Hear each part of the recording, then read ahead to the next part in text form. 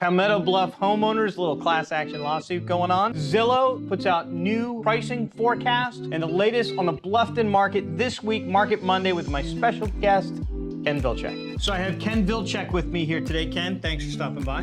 Thank you for having me. So did you see the article about Zillow and their sales forecasts?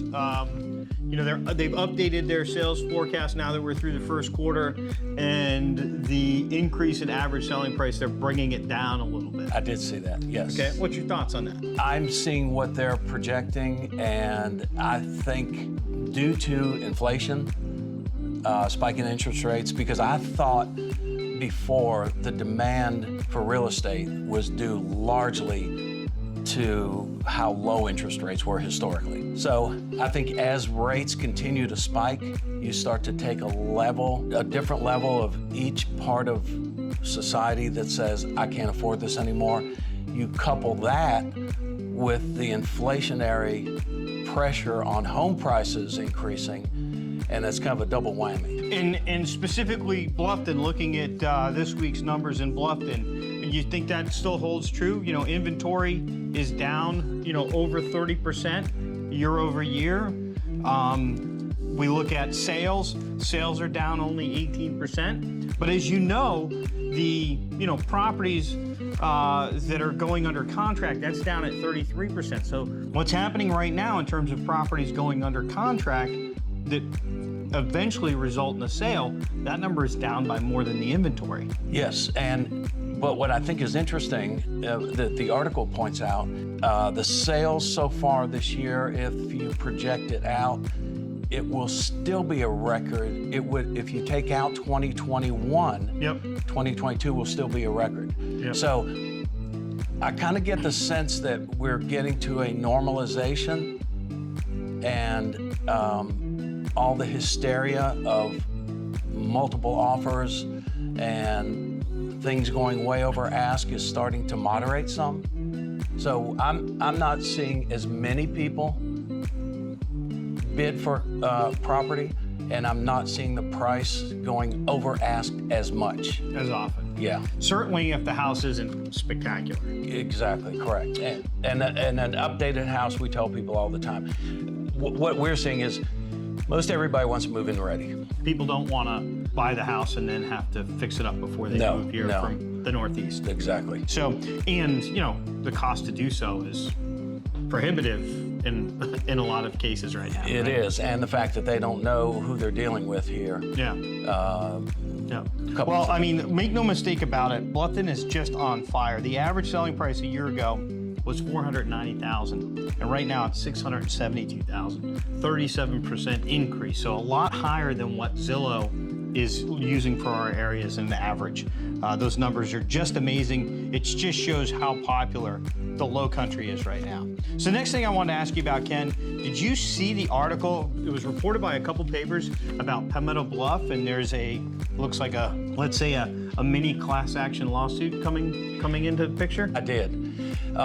And back to my prior career in investments, I think what scares people, and there are enough professional financial people that live in Palmetto Bluff, and typically when a private equity firm buys you, it's for a pure investment for a short period of time, flip it, make a profit, give it to the next person to do the same. Yeah. And that, I think, is their fear, is that they're looking purely, the private equity firm that owns them, the current owner, is looking purely at the bottom line. How much can we make off of this deal? Potentially. Potentially. That's what this alleges. Potentially, right? Exactly. Yeah. Kind of an underlying thing as I read a couple different articles about it, but the thing that seems to be underlying here, and I'm wondering if it's true, is there a smoking gun? When I read through it, there was some indication that they might have had some documentation, some internal documentation that supports some of the allegations. but do they really have a smoking gun that will support all of these allegations that this entire thing is a hoax? Yes, and that is why I think you will have a lawsuit. Yeah. And because I think they're going to go into a discovery phase to see how much information they have. Yeah, yeah. It's going to be one to watch, isn't it? It'll be interesting, and that's a behemoth. Yeah. You want to stick around and help me answer this week's mailbag question? Sure. It's a tough one. So this week's mailbag question is, with the new construction of the new proposed bridges, is that going to have a positive impact or a negative impact on Hilton Head Island in terms of real estate? What's your thoughts? I really think positive long term. In fact, I've discussed this with several people. People who have been here multiple times understand that check-in time is a horror. Checkout time is second in line to being a horror.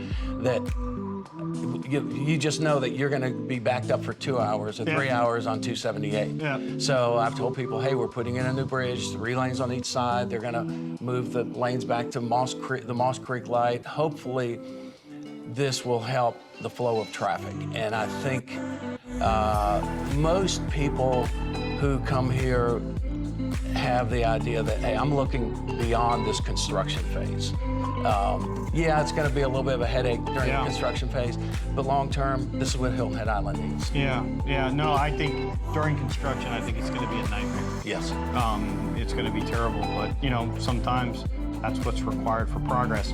I mean, do you think this bridge is well overdue? Oh my gosh, I mean, I live in Moss Creek, and so I travel over the bridge once in the morning and once in the afternoon, and I cannot think of a time here in the last, let's say, month that 12-minute trip has taken me less than 40 minutes. Yes. Including this morning. Every single day. The same. Yeah. So, is a huge, 6-lane or whatever size bridge or bridges. I mean, there's talk about there's going to be multiple. They're going to replace the one that goes over McKay's Creek with probably 2. So there could be 4 bridges, 2, on to Pinckney Island and then 2 onto the island. It's going to be big, it's going to be massive, and it's not, there's no way to make a bridge look natural. So my big idea, and of course, all it takes is money. Yes. We just got to make a tunnel, man. Yes. We just got to have a tunnel. Now we can get rid of all the bridges. There you go. Does anything look more natural than that? No, you got Elon it. Musk to give us like a hyperloop that will take us down the Sea Pines and back out? Absolutely. Huh? Call Elon. Call Elon. You heard it here. Let's call Elon. Bail Hilton Head out. There you go. With a hyperloop. Ken, thanks for coming in. Thanks for having me. All right, man.